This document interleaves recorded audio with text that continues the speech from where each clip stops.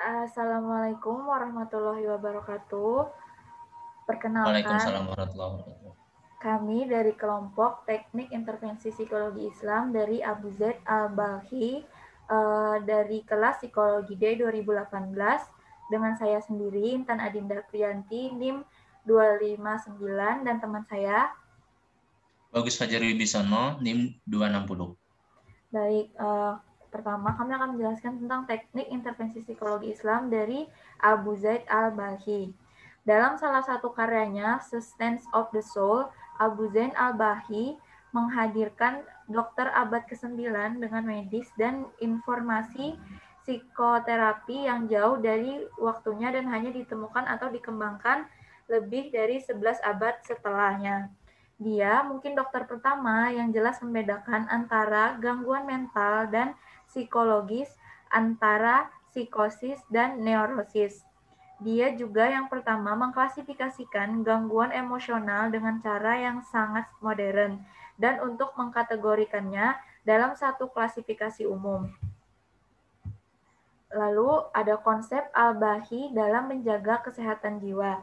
Dalam menjaga kesehatan jiwa, Al-Bahi mengatakan bahwa orang terpapar penyakit jiwa sama seperti halnya terpapar pada tubuhnya, bahwa gejala psikologis lebih melekat pada manusia dan karena itu kita wajib menjaga kesehatan jiwa tersebut dan juga menjaga diri. Gejolak meledak-ledak ini membuktikan hubungan timbal balik antara kesehatan jiwa dan kesehatan tubuh yang memiliki pengaruh satu sama lain. Al-Balhi mengadopsi ukuran kesehatan jiwa pada apa yang disebutnya strategi dan membaginya menjadi dua bagian. Strategi dari luar dari tergantung pada bantuan dari dokter dan adapun trik yang datang dari dalam jiwa. Apa yang kita ketahui sekarang dengan cara menjaga dan melindungi diri sendiri. Nah, dari beberapa pengembangannya tentang psikologi, Abu Zaid Al-Bahi juga mengembangkan beberapa teknik intervensi dalam psikologi seperti yang pertama itu ada model perawatan atau psikoterapi.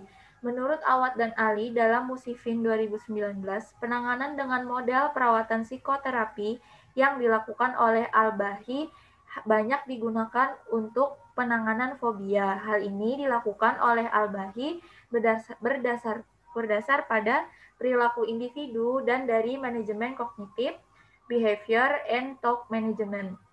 Berbeda dari orang-orang di sekitar pada zamannya, serta pendahulunya yang melihat fobia sebagai gejala dari melankolis dan diobati menggunakan obat-obatan. Teknik terapi yang dilakukan oleh Al-Bahi ini mirip dengan terapi perilaku kontemporer. Pada bagian manuskripnya, Al-Bahi akan menekan orang yang mengalami fobia untuk secara perlahan dan bertahap melihat indera dan juga nafs fisik, serta tambahan dengan memaparkan objek atau apa yang ditakuti oleh orang yang mengalami fobia. Hal ini direkomendasikan karena dilakukan secara pelan dan bertahap seperti dengan ataupun melihat objek yang ditakuti. Pendekatan perawatan dengan cara ini disebut Riyadat al-Nafs oleh Al-Bahi yang artinya pelatihan jiwa. Selanjutnya akan dibacakan oleh teman saya. Selain teknik psikoterapi tadi yang sudah dijelaskan, di sini Al-Bahi juga menggunakan teknik terapi kognitif. Dalam membahas teori terapi kognitif, Al-Bahi menggunakan pendekatan dengan melakukannya melampaui terapis kognitif modern yang terus-menerus berbicara tentang terapi. Dalam analogi yang sangat cerdik, ia membandingkan tubuh dengan pikiran, menunjukkan bahwa sebagai orang yang sehat untuk selalu menjaga stok obat di tangan jika terjadi fisik yang tak terduga sakit atau dalam keadaan darurat. Ia juga harus menjaga pikiran dan perasaan sehat di pikirannya untuk mencegah ledakan emosional yang tak terduga. Pikiran sehat seperti itu atau kognisi harus dimulai dan disimpan ketika seorang dalam kondisi tenang dan santai. Dari analogi tersebut, psikoterapi Al-Bahi dapat disebut dengan rasional kognitif terapi. Nah, di sini jadi analogi dari psikoterapi kognitif Al-Bahi ini dapat disimpulkan juga seperti seseorang yang sedia payung sebelum hujan. Jadi harus menyiapkan seluruh persiapan jiwanya, persiapan fisiknya sebelum dia jatuh sakit atau sebelum dia terkena gangguan mental. Maka dari itu persiapan terlebih dahulu saat sehat dan di keadaan tenang dan santai itu lebih baik daripada persiapan kalau kita sudah terjadi sakit atau terkena penyakit jiwa. Sebagai contoh penerapan terapi kognitif Al-Bahi adalah dalam membahas ketakutan dan kecemasan. Al-Bahi memberikan sejumlah contoh klinis yang menggambarkan kecemasan terkait masalah masa depan, seperti kehilangan pekerjaan atau kesehatan, dan ketakutan atau kepanikan yang berhubungan dengan fobia seperti guntur atau kematian.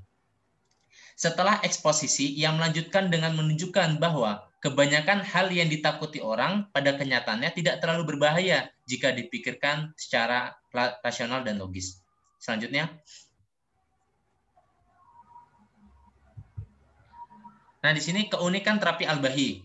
Jadi Al-Bahi juga memiliki keunikan terapi tersendiri, yaitu penggunaan satu kognisi atau emosi yang pada umumnya emosi dianggap sebagai suatu hal yang wajar dan hanya sering berfokus pada perilaku yang negatif seperti amarah. Pada dasarnya, banyak orang yang menganggap bahwasannya emosi itu adalah suatu yang negatif, seperti ada orang yang dia tertekan oleh pekerjaannya. Dia menganggap bahwasannya pekerjaannya itu menyulitkan dirinya untuk berkembang.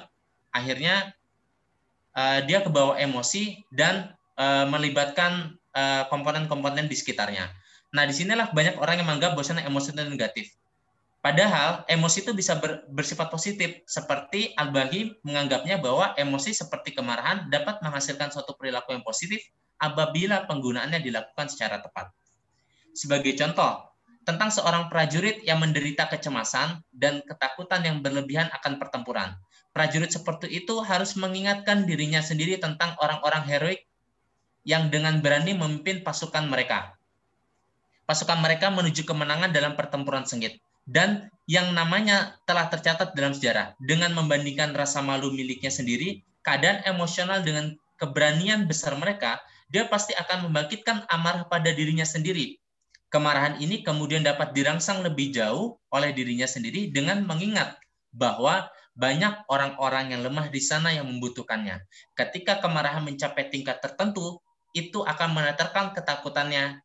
Jadi kemarahannya yang dengan sendirinya bisa menjadi emosi yang tidak teratur dapat digunakan untuk melawan patologi emosional lainnya yang lebih serius.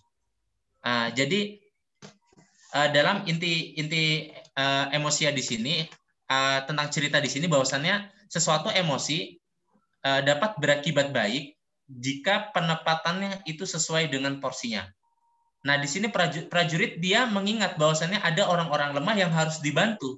Akhirnya dari rasa takut itu dia menimbulkanlah rasa berani untuk melawan para musuh yang ingin mengganggu kawasan masyarakat miliknya. Untuk selanjutnya. Nah, di sini Al-Bahi juga menerapkan tentang Muslim psikoterapis. Kontribusi penting lainnya yang dilakukan oleh Al-Bahi, yaitu yang sangat relevan dengan psikoterapi Muslim, adalah pendekatan berorientasi Islam dari Al-Bahi. Apa pendekatan dilakukan oleh Al-Bahi? Yaitu pendekatan yang tidak langsung atau dengan cara berkhutbah.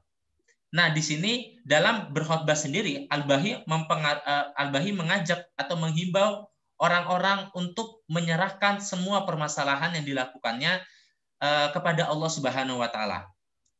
Dengan menyerahkan seluruh masalah dan seluruh aktivitas kepada Allah, dia menjelaskan bahwasannya dengan itu orang itu bisa akan menjadi tenang karena dia percaya bahwasannya Allah sebagai penolong bagi dirinya.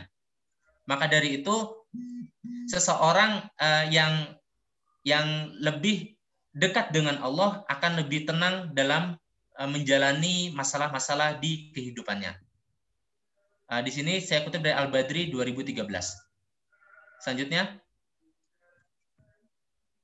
Nah, pada kesimpulannya, teknik intervensi yang dilakukan oleh Al-Bahi untuk menangani berbagai macam gangguan psikologis yakni dengan dua metode, yang diantaranya metode eksternal, seperti berbicara persuasif atau berbicara itu menghimbau atau mengajak orang-orang dalam kebaikan, berkhotbah, dan menasihati. Dan metode internal, seperti pengembangan pikiran batin dan kognisi yang membantu orang tersebut menyingkirkan kondisi depresinya. Ya mungkin itu saja presentasi dari kami. Kurang lebihnya kami mohon maaf. Dan di sini teman-teman kami harap teman-teman sendiri dapat mengambil manfaat dari pelajaran yang telah kami sampaikan dan dapat selalu menjaga kesehatan fisik dan jiwa teman-teman demi kehidupan bahagia teman-teman di kedepannya. Ya, saya kembalikan kepada teman saya. Baik, mungkin cukup itu dari kelompok kami. Sekali lagi, jika ada salah-salah perkataan ataupun penjelasan yang kurang jelas, kami mohon maaf. Sekian dari kami. Terima kasih. Wassalamualaikum warahmatullahi wabarakatuh. Waalaikumsalam warahmatullahi wabarakatuh.